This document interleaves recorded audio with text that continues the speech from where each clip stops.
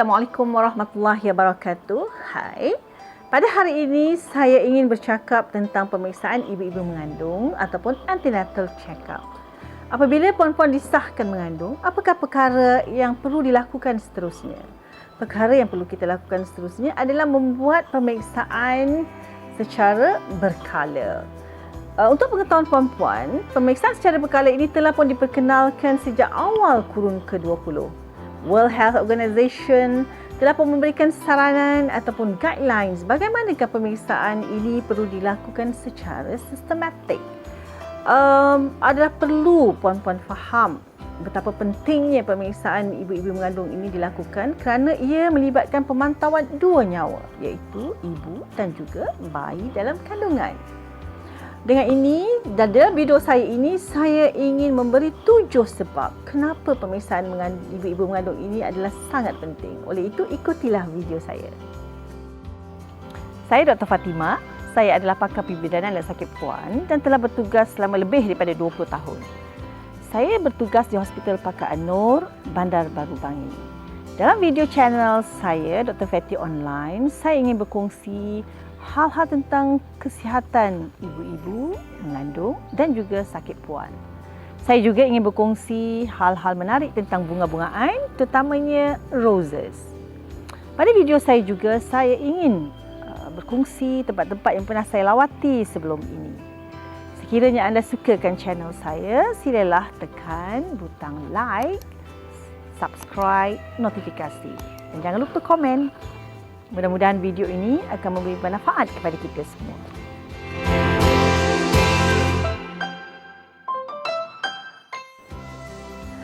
Ada 7 sebab kenapa kita perlu melakukan pemeriksaan berkala sewaktu kita mengandung. Sebab yang pertama adalah untuk menentukan secara tepat usia bayi yang dalam kandungan itu.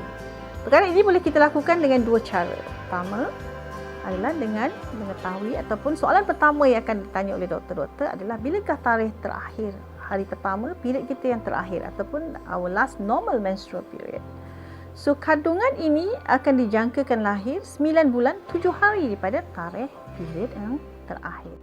Cara yang kedua untuk menentukan usia sesuatu kandungan itu adalah melalui pemeriksaan ultrasonografi ataupun ultrasound. Okey. Kalau kita menggunakan teknik ultrasound untuk mengetahui, ia adalah sangat tepat ataupun kita panggil dating adalah paling baik dilakukan pada 3 bulan yang pertama. Ini adalah sangat penting untuk mengetahui satu, sama ada kandungan itu berada di dalam rahim. Yang kedua adalah untuk mengetahui viability, adakah jantung bayi itu dapat dikesan. Dan untuk pengetahuan puan-puan, kehilangan kandungan ataupun keguguran berlaku, 80% keguguran berlaku pada 3 bulan yang pertama. Sebab itu, 3 bulan pertama adalah sangat penting untuk mengetahui tarikh dengan secara tepat dan juga untuk mengesan viability sesuatu kandungan.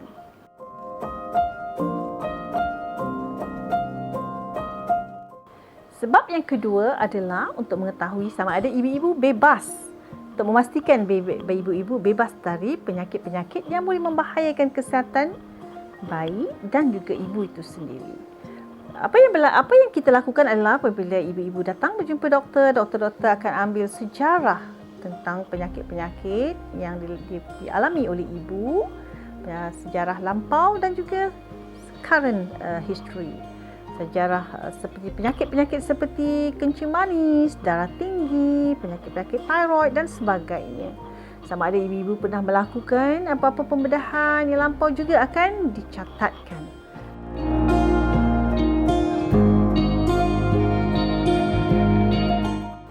Sebab yang ketiga, kenapa ibu-ibu perlu datang pemeriksaan berkala adalah untuk doktor memantau kesihatan ibu itu sepanjang mengandung. Perkara yang kita akan lakukan apabila ibu-ibu datang adalah mencatatkan berat badan, mencatatkan ketinggian ibu supaya kita dapat mengira BMI ataupun Body Mass Index. Kemudian kita akan melakukan juga pemeriksaan tekanan darah dan juga ujian air kencing untuk mengesan kalau ada kehadiran gula dan juga protein di dalam air kencing. Kita juga akan melakukan pemeriksaan darah ataupun antenatal screening test. Di antara perkara penting yang kita periksa dalam darah adalah hemoglobin, kandungan hemoglobin ataupun zat besi di dalam darah. Zat besi adalah merupakan komponen yang penting atau yang asas or the main component dalam hemoglobin. Dan juga kadar iron di dalam darah itu sebenarnya menggambarkan, mencerminkan tahap pemakanan ataupun mutu pemakanan seseorang ibu. Tugas utama hemoglobin adalah untuk deliver atau menghantar oksigen ke seluruh tubuh ibu dan juga kepada bayi dalam kandungan. Perempuan perlu tahu, kandungan hemoglobin ini sangat penting untuk memastikan bahawa ibu itu sentiasa sihat, bertenaga dan juga insya-Allah dapat melalui proses kelahiran dengan selamat.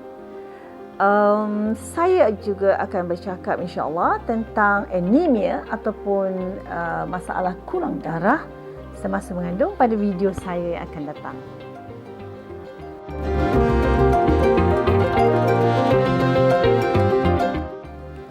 Sebab yang keempat, kenapa ibu-ibu perlu datang untuk pemeriksaan mengandung, pemeriksaan berkala adalah kita nak memastikan ibu-ibu tidak mengambil ataupun kita akan mengambil sejarah pengambilan ubat-ubat ataupun suplemen, herba-herba yang boleh memudaratkan baby.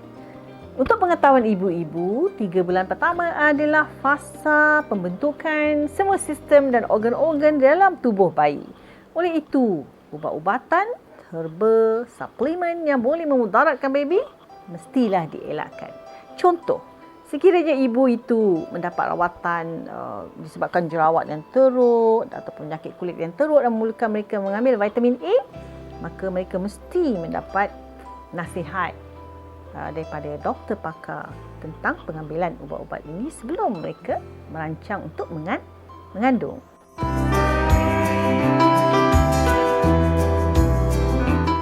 Sebab yang kelima, kenapa ibu-ibu perlu datang buat pemeriksaan berkala adalah untuk memastikan ibu-ibu memilih dan mengambil makanan yang seimbang semasa mengandung.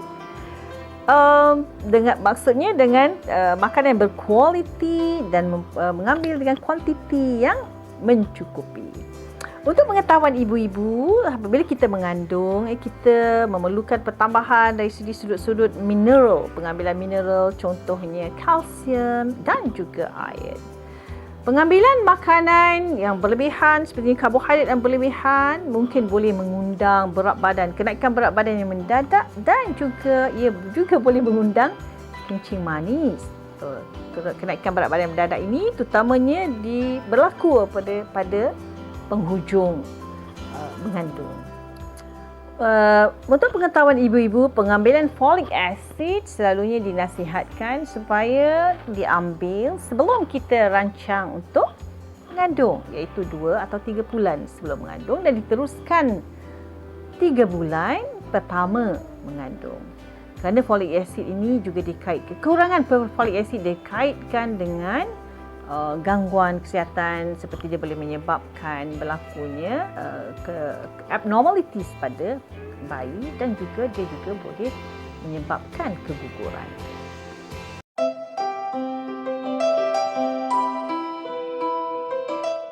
Sebab keenam kenapa ibu-ibu perlu datang pemeriksaan berkala adalah untuk membuat pemantauan kepada pembesaran dan kesihatan baby dalam kandungan.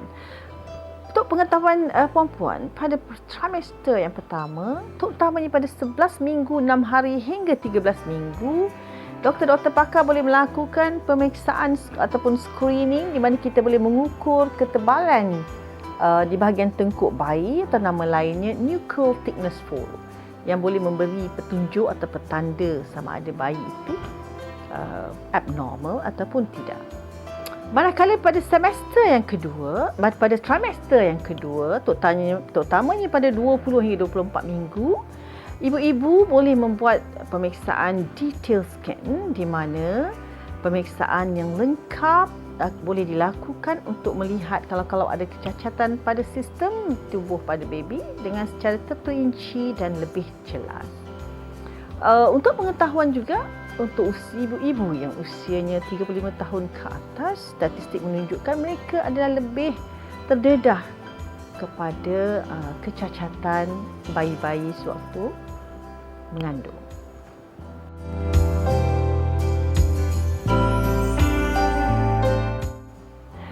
Sebab yang ketujuh, kenapa ibu-ibu perlu membuat pemeriksaan berkala semasa mengandung adalah untuk menentukan cara kelahiran yang selamat untuk para ibu.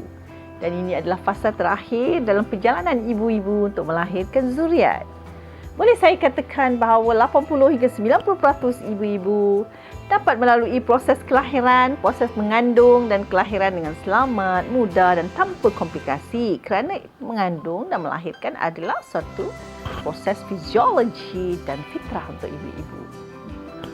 Walau bagaimanapun, mungkin ada segelintiran kecil ibu-ibu yang memerlukan bantuan dan mungkin tidak dapat melalui proses kelahiran yang biasa demi menentukan keselamatan ibu dan bayi sewaktu proses melahirkan. Contohnya, sekiranya di saat penghujung seorang ibu itu disahkan mempunyai uri di bawah dan memudaratkan, membahayakan, maka doktor-doktor akan melakukan pembedahan caesarean dan ini akan dilakukan pada tarikh yang lebih awal daripada tarikh kelahiran yang telah ditetapkan.